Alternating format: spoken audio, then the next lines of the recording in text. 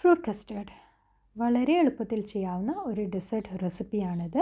ആവശ്യമായിട്ടുള്ള ഇൻഗ്രീഡിയൻസ്: പാല്, custard powder, dry fruits and nuts, fresh ഫ്രൂട്ട്സും മിൽക്ക് മെയ്ഡും. കസ്റ്റേർഡ് ഉണ്ടാക്കുവാനായിട്ട് പാനിലേക്ക് പാലൊഴിക്കുക. പ്രത്യേകം ശ്രദ്ധിക്കുക, മീഡിയം ടു ലോ ഫ്ലെയിമിൽ വേണം ഇത് ചെയ്യാൻ, ഇല്ലെങ്കിൽ അടിയിൽ പിടിക്കാനുള്ള സാധ്യത വളരെ കൂടുതലാണ്. കൈത്തൊടാൻ പാകത്തിന് പാല് ചൂടായാൽ 2 തവി പാല് കസ്റ്റേർഡ് പൗഡറിലേക്ക് ഒഴിച്ച് നന്നായി മിക്സ് ചെയ്യുക.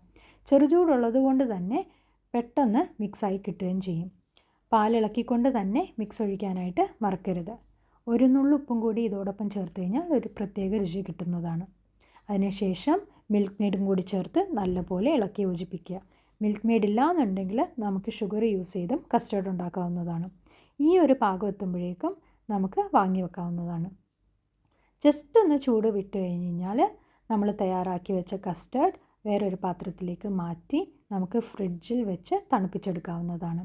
ഈ ഒരു സമയം കൊണ്ട് നമ്മുടെ കയ്യിലുള്ള എല്ലാ ഫ്രൂട്ട്സും നട്ട്സും ഇതുപോലെ ചെറുതായി അരിഞ്ഞ് മാറ്റി വെക്കാവുന്നതാണ്.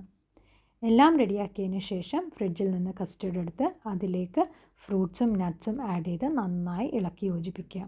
ഫ്രൂട്ട്സിൽ പൈനാപ്പിൾ, ഓറഞ്ച്, പപ്പായ എന്നിങ്ങനെയുള്ള ഫ്രൂട്ട്സ് മാക്സിമം അവോയ്ഡ് ചെയ്യാൻ നോക്കുക.